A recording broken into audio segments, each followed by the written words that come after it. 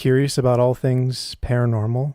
Well, you're in for a treat. Every week we dig up the top 3 craziest stories and mysteries right from our Facebook group.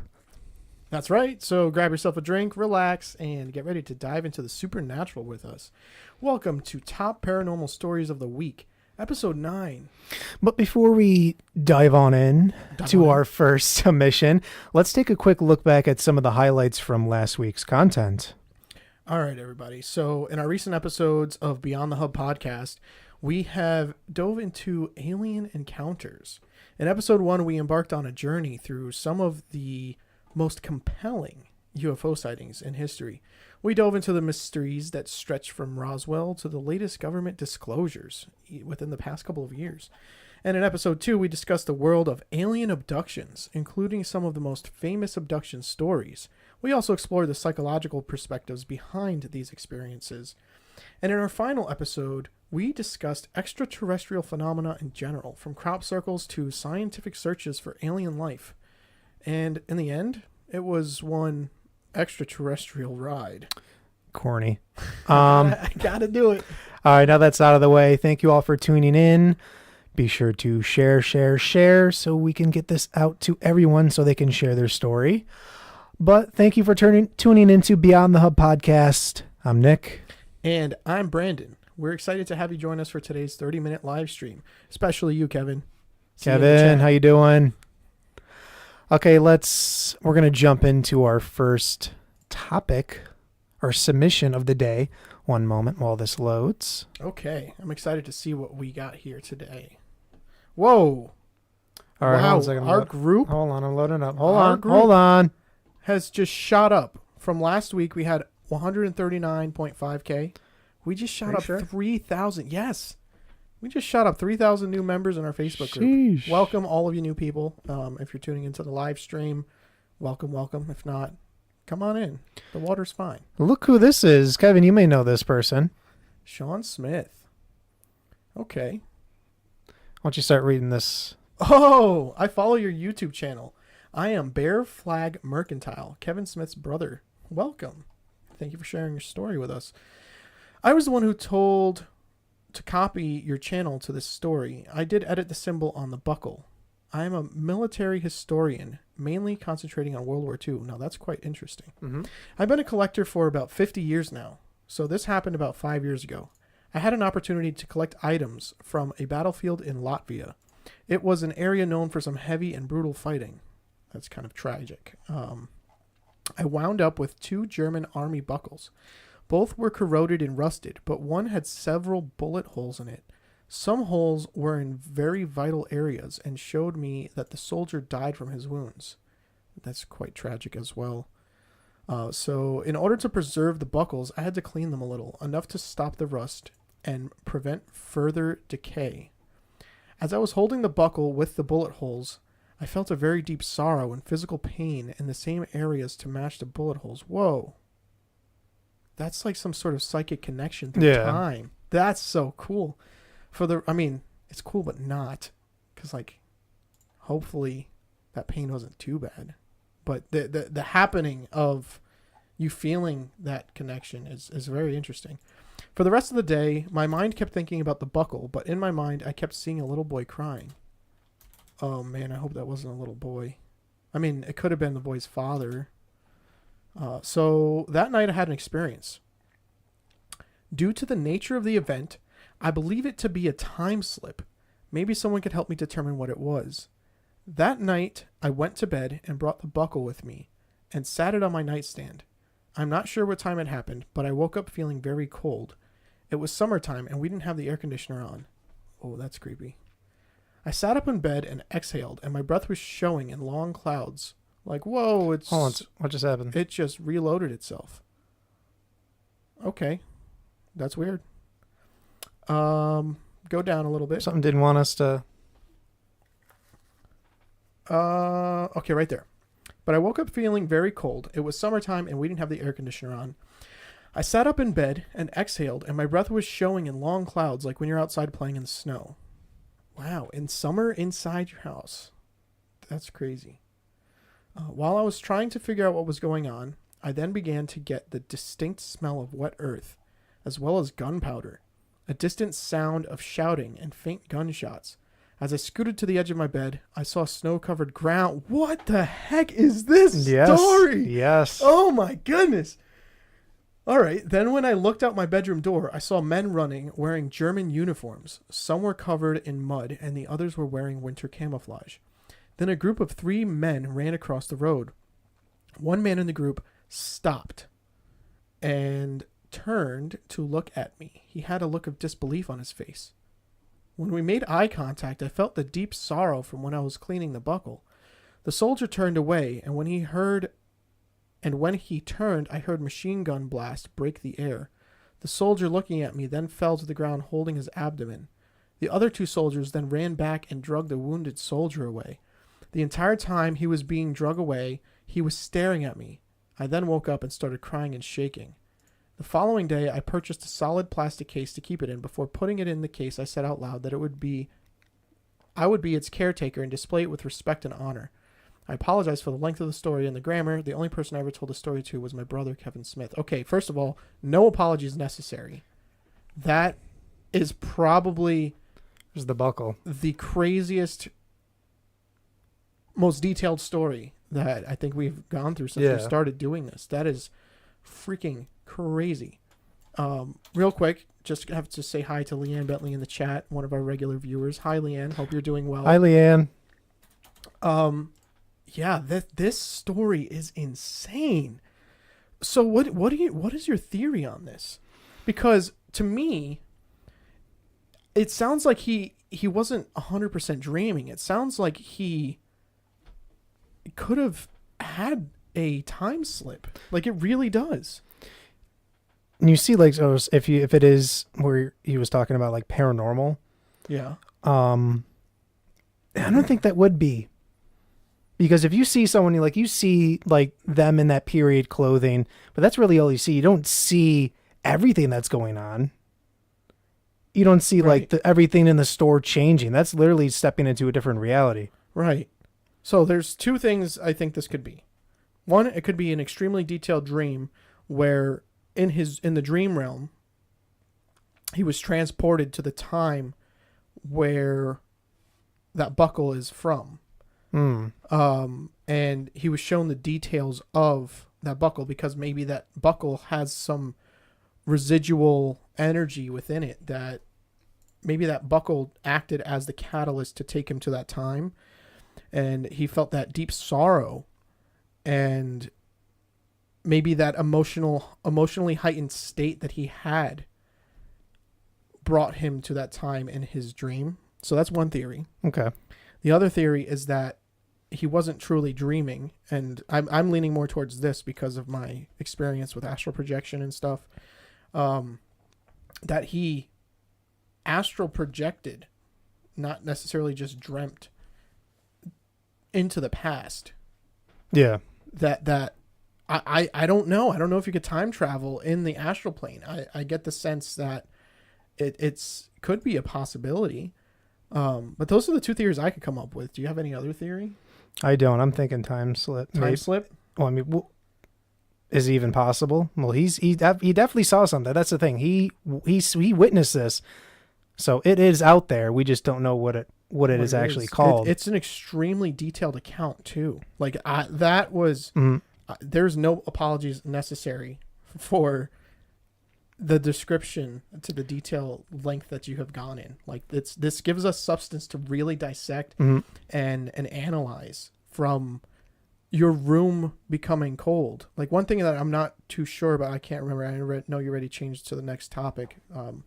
But like, what was he experiencing his room being cold in the dream that he had, or was that in real life? I'm not sure. I think that was in real life. That's crazy. But he was feeling it. So Right. But Caitlin Noel from Twitch, so strange. That's a cool looking buckle though. It is pretty cool. The buckle was really cool. Leanne agrees. Almond Sarek, hey, how you doing? Amanda Benbow, hi guys. Hello. How you doing, Amanda? Hello, everybody. Yeah, but I'm not. What's your opinion on all this? Was it a time slip? Yeah. Or was it paranormal? Guys chime in. Kevin, what do you think? Was this a time slip, or do you think this could be more leaning towards the astral plane, like where maybe he experienced a vision, or maybe he actually traveled. Maybe he experienced a vision of the past. Maybe he actually traveled in the past through that astral plane. These are such fascinating theories. I can't put my finger on one, but I'm a little bit more biased to believing the astral one. But the time slip thing just seems just as plausible with other, taking into account other people's experiences and other people's recollections of their experiences with missing time or time slips. Just the level of detail went to is just mind-blowing to me. But we have another submission. Let's see who this one is. Megan Joe. Okay. So we got the front door and the garage camera kept going off, and usually you hear crickets or nothing. But this night was different. The eerie sound in the background and the black shadow passing the garage door swiftly was enough to send chills down my spine. So it's very quick. Whoa, that gave me chills instantly. It's right in the corner here. It's right in the beginning. Well, the thing is, with these types of videos where I don't understand is that if there is something on the recording, it records seconds beforehand. It's like I have a Ring doorbell, and it will record like 15 seconds prior. Why do they only show the incident itself? Why can't we see the seconds leading up to that? Because obviously it was there. Why can't we see what's leading up? Why do we only see that? Real quick, Kevin just chimed in the chat on the last submission from his brother. He says he always thought it was an astral plane event, and I'm happy to know that I at least have someone else in my corner with me. Thank you, Kevin. And so this one just looks like a piece of screen from like a screen door, or like some sort of piece of clothing or cloth, because it's still there afterwards. See? I wish we could slow it down. See, it's connected to here. You could still see how it's still there afterwards. So it didn't disappear. It's all right, Kevin. See how it's still, why isn't, you see what I'm seeing though? Yeah. So because it's still there at the end of it. I don't think this is. It looks like it's moving in the wind. Yeah, I don't think this is paranormal, but it was enough people thought, and I just wanted to bring it up because we like to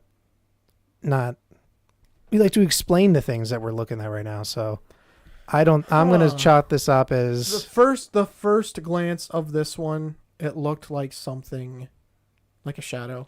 Yeah. Right there. Because look, it's connected to this. But it does look like it's connected. See this? Yeah. Like it's connected to something right here. Maybe spiderweb. Yeah. It's definitely something. I'm not gonna. Well, what do the comments say? There's only 6 on this one. That's creepy. Something negative. Investigate the land that the house is built on and trust your instincts. Don't let anything inside the house at all. Could be a fox down the side. I don't know, but can you play the sound? Will the sound stream to everybody watching?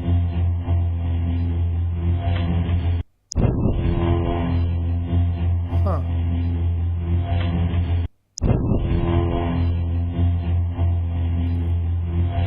There is a sound correlated with the shadow, like the timing of the sound moving and the shadow moving is like on the same time, but I see where you're saying it looks connected to the house. Looks like it just coming out of the garage footage is weird. I'm gonna go on a limb and say this isn't paranormal, but it's definitely interesting. Bear flag, you just missed your story. You could definitely after the live stream at the end, watch it back and check out the coverage of your story. Thank you for sharing that. That was mind-blowing. And I tend to agree with your brother Kevin that it's an astral plane event. While he was still awake? Yeah. Oh yeah. Yeah. No, those are, I've experienced that. Definitely experienced that. Yeah, we could have used your feedback on that. Not kidding. But with this one, like I said, I'm going to go with not paranormal on that. This one, I'm having a hard time to decide. I don't want to just agree with you for the sake of agreeing with you, but at first I saw it, it gave me chills. I'll just say that. And is that bear flag again? No. Yes. That's Bear Flag again. Well, we got. I didn't even peep that. That's 2 submissions from you. What's going on with you, Bear Flag? Well, you apparently got another one here because I didn't even.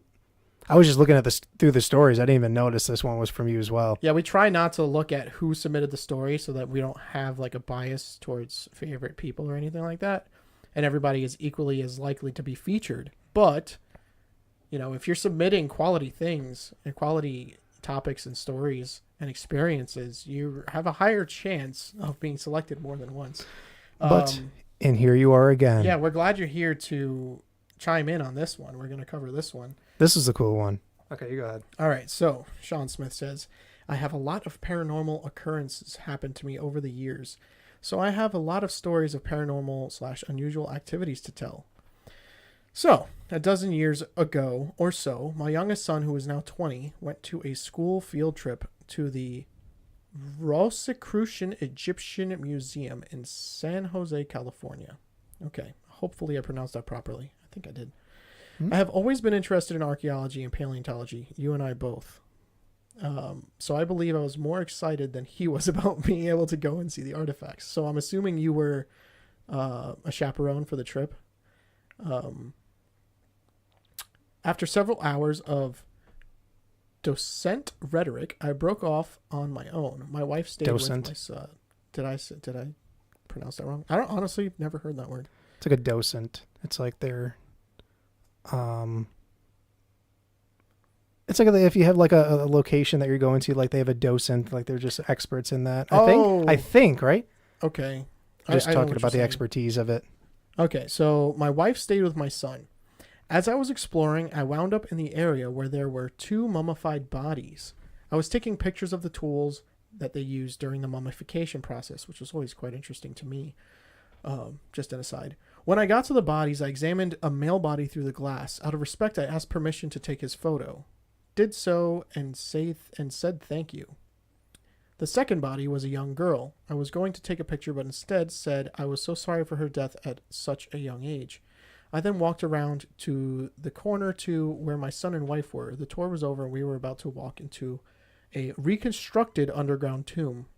Okay. While we were standing there listening to the docent tell us about the tomb, okay, that's probably like a tour guide. I got you. Mm-hmm. I felt a child take my hand and pull my hand backwards towards my side, kind of like when a child wants to keep walking when you want to stand still. I thought it was my son, so I told him, hold on, we'll leave in a minute. He said he didn't do anything. I then looked around and no one close enough to do this since my son was holding my wife's hand. Okay, this is giving me chills. I then felt a small hand tugging at the back of my shirt, then kept pulling until I walked backwards and then followed the pulling that had once again taken my hand. It led me back to the little girl mummy. Whoa. And things got kind of hazy, and I was able to visualize the little girl sitting by her mummy. She was smiling and had dark curly hair. She waved, then disappeared. I waved back, then hurriedly caught up with my wife and son. I waited a few days before I told my wife. She said she noticed that I was acting stranger than usual, but didn't want to ask. I wasn't afraid of the experience. It was peaceful. I believe it was because I wasn't disrespectful to the bodies on display. I will say that I appreciate how much respect and reverence you have for the deceased, especially in this case. And even in the previous story, I think that you connect with the deceased through time, through this emotional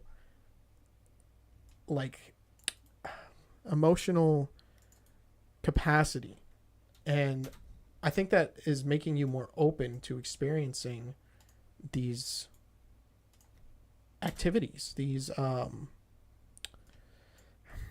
encounters and experiences. And there's something to it that is due to the emotion, I believe, personally, and the respect you have.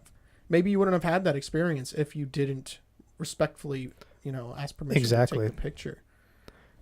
That's a fascinating story, and that's like a callback to one of our very early episodes when we did like haunted museums, and I was talking about my visit to, what was it? The Met. The Met. I believe it was the Met in New York City. Mm-hmm.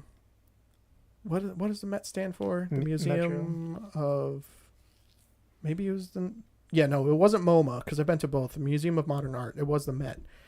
And how the Egyptian exhibit itself, I particularly felt just an eerie presence. Not necessarily anything like malevolent, but I felt the air was thick, like maybe the air pressure there was thicker. And I felt like there was something special about that area that I couldn't quite put my finger on, but I didn't experience anything like that where you've felt physical interaction, something tugging your hand and tugging on your shirt. That's mind blowing. Like, but I think that it's awesome that these exhibits have, especially the Egyptian ones, have some sort of prominence in the paranormal and supernatural experiences in them in these museums. That's just really fascinating. Now, just a random question, if you're still here, if the mummy just sat up and started walking, how would you have reacted, knowing that you're very respectful to the deceased? Would you have been scared and maybe swung out of out of fear? I don't know. I think so. I would have, and I even share that respect that Sean does. We're wrapping up that one. So what do you guys think about that experience that Sean shared with us? Yeah, let us know, because we usually get stories throughout the chat too, but this is why we have backup stories. We do. We're featuring a special 4th story shared with us this week from an anonymous participant. I will not click on it because it will show who they are. Okay. So, the anonymous participant shares with us. Here's one of the many experiences me and my sisters have had when I was young. Okay, before I continue, Sean confirmed if it started walking, yeah, he'd swing at it and get out. Thanks, Sean. We're not alone in that. Okay, so the anonymous participant shares, it was bedtime and my 2 sisters and I shared a room and slept in the same bed. We were all tucked in and ready to go to sleep when our mom, so we thought, ooh, creepy, came in and turned the light on. She did not say a word, just looked at us and stared. We were quiet, but wondering what she was doing. After a couple of minutes, she made a weird smile, that's even creepier, turned around and walked out into the hall. We all said, Mom, you left the light on, but she never returned to shut it off. My sister got up, shut the light off, but just as she did, a very tall, dark stick figure appeared in the doorway. Its head shape almost looked square at first. It started to walk to the end of the bed, and as it did, its head flipped back, and then a different head appeared. Whoa! Yes! Whoa! It was more oval and large. It continued to walk towards the bed, and for some reason, we did not scream. We were too scared. Fear is paralyzing when it's severe enough. As it got to the foot of the bed, it put its fingers on the ceiling, and then all this weird stuff dropped from the ceiling. At first, it looked like spider webs, but when they hit the bed, they were tiny little men-like things. They started walking up the covers, and at that time, we all screamed. Okay, so for just a real quick pause. This was insane. This is insane because this is a shared experience. This isn't a one-person hallucinating kind of thing, and it's not really common for multiple people to hallucinate the same exact thing at the same time. The only case I know of that happening is, and this is still theoretical because we don't know what DMT is doing, but people have done, scientists have done experiments where they have people induced into a DMT induced state. They all take the same amount of DMT to blast off in a controlled scientific setting. They're all in the same room and they all blast off. I think they're entering the astral plane, to shared experiences together so that when they come back, they can recollect what experiences they had together. So that's more induced by a drug. So you could say that. I don't think these kids were on drugs. Yeah, but... I don't know. No. I don't think they were on drugs. But I just wanted to say that that's the only case I know of that people have shared experiences that someone might chalk up to hallucinations. But I don't think it's hallucinations if they're all experiencing the same kind of trip. Okay, so carrying on. Mm-hmm. They all screamed. My mother and stepfather came running in and it was all gone. We were telling her what happened and asked her why she came into the room and left the light on. She said she did not and it was not her. It never happened again at the house, but a year later my sister and I were temporarily living with my aunt and uncle. We shared a bedroom with my cousin but had different beds. We had just laid down to go to sleep, and the hall lights started flicking on and off. It seems like there's a lot of messing with lights for these people. Then they just stayed on, and once again, this thing was in the doorway and walking to the end of my bed. It was the same entity. What? I jumped into my sister's bed, and just as I did, the thing's fingers hit the ceiling in a repeat of what happened before. My cousin was crying and started screaming as we did too. Just as her parents hit the doorway, it was gone. They did not believe us, of course. The weird thing is, the next morning we were all outside and my uncle started yelling at us, "Who doesn't have shoes on?" We all had shoes on. Anyway, there were very large marks that almost looked like footprints going up the driveway. What? And literally I just got chills. walking up the side of the house and stopping at our window. When he realized there was no way we could do that, he believed us about the night before. But they sent us back to our mom. Thank goodness. This is just one of the many things from our childhood, but this one I never understood, and it was the strangest. It never showed back up, but we will never forget it. That is a fantastic story. Thank you very much, anonymous participant, for sharing that with us. I don't really know what that was. I can't really theorize on that because I would say maybe a shadow figure, the Hat Man, but the fact that its face changed reminds me of the description of a certain angel in the hierarchy of angels in the Bible. There's an angel with, I think, 3 or 4 faces. That's the closest thing I could think of for the face changing thing. And I think its head can rotate. So a different face is showing in the front at a different time. Not 100% positive on that either. There's a couple of, I think there's one account of a biblical figure seeing that angel in person. But the black creepiness, like, okay, if it was an angel, I don't think it'd be trying to scare you. I don't think you would be fearful of it. You could, because in the Bible, angels show themselves to people and says, "Be not afraid," like, do not fear. You could be terrified of it. But if this thing wasn't telling you to not be afraid, and you were terrified of it, I'd lean more towards it's malevolent. What are these little miniature men that it's dropped? What do they look like? I don't know. This sounds like a shadow inky monster. Well, this is one of the comments on here. Sounds like a part in a scary movie. I'd research this character along with Native American stories of spirits because it definitely followed you, I would say, especially since there was evidence of it walking up the driveway. It knew exactly where you were. And the side of the house. Footprints walking up the side of the house. Unless Chris Angel was there, I have no idea. I think, don't even get me started on Chris Angel. I used to love watching him. And Mind Freak? Yeah. I used to love watching that stuff. And then I started really like trying to figure out how he's doing some of the things he's doing. I'm like, this dude sold his soul to the devil. And David Blaine. There's no way. Oh yeah, absolutely. I don't doubt it. I think both of them did. Like, there's a difference between like misdirection type of magic and legitimate magical practices. I think that they're the ones who mess with that stuff. Oh, wait a minute. We have some, thanks for sharing. Be great. Thompson didn't even think about, but yes, it would make an interesting, hold on a second. Wait a minute. There was one Easter, same house. My mom had us all kids go hide eggs, and the prize egg she came into the house, just looked out the side window, and I said, you are not the human-sized bunny. What? And I picked up the planter and showed me where the prize egg was. I went straight outside and picked up the planter. It was there. I told my mom what happened. She was speechless. It was weird. I know it was Easter, but why a bunny? This anonymous participant not only has seen this Slenderman, Hat Man, shadow figure, ink monster thing twice, and it followed her, but they have seen the real Easter bunny.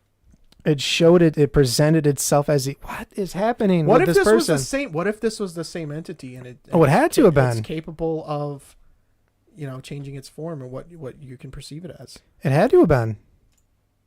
Because I've never heard of anything like that before. Not saying it's not true, just never come across. That's why we picked that in there because I was like, what? Yeah, I've never heard that either. And for all of the stories that I have heard.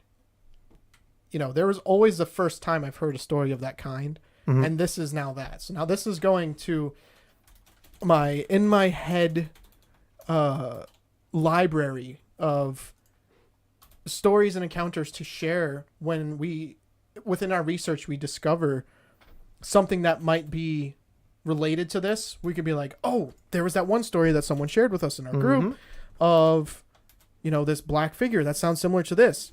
The more people that share stories of similar encounters, we can connect those dots and maybe try to figure out what these entities are. I think that entity was most likely demonic, personally, because it's creepy, fearful, dripping its fingers up the wall, dropping little mini soldier men. Definitely needs to be a movie. Yeah, because that's an original thought. Hollywood probably won't do it because they like just repeating the same story in different ways. But originality, like that is a crazy cool story. It wasn't cool for them to witness it, I bet, but and then witnessed it together, which is insane, absolutely crazy. But with that being said, folks, that's going to bring us to the end of our 30-minute live stream. If you did like what you heard and watched with us today, and you have made it this far, why don't you hit that like button, subscribe if you have not yet, and click the little bell, and don't forget to share your stories with us below. Okay, everyone, don't panic. The conversation doesn't end here. You can join us over on YouTube Friday, Saturday, and Sunday at 5 p.m. Eastern Time, where we'll discuss our next topic of the week, and it's going to be another good one. And if you are new here, check out our previous series where we attempt to unravel other mysteries. Last week was alien stuff, so definitely tune into that if you're interested. Next week, we got a bunch of heaters for you, so don't forget to stay curious and to keep seeking the truth, everybody. I just want to real quick, Leanne says, no, don't go. Bye, guys. We'll be back next Monday. Yeah. Remember, share with your friends. Spare Flag. Thanks for sharing my stories. Absolutely. No problem. They were insane. We love them. We appreciate you sharing them with us. Thank you very, very much. But to everyone, thanks for being here. We'll see you all live next Monday at 7 p.m. Eastern Standard Time. So keep the conversation going in the comments. Tag us in your posts for a chance to be featured. And stay tuned for more Beyond the Hub podcast. We'll see you soon. Take care, everybody. Don't go hunting for portals. We're doing that ourselves.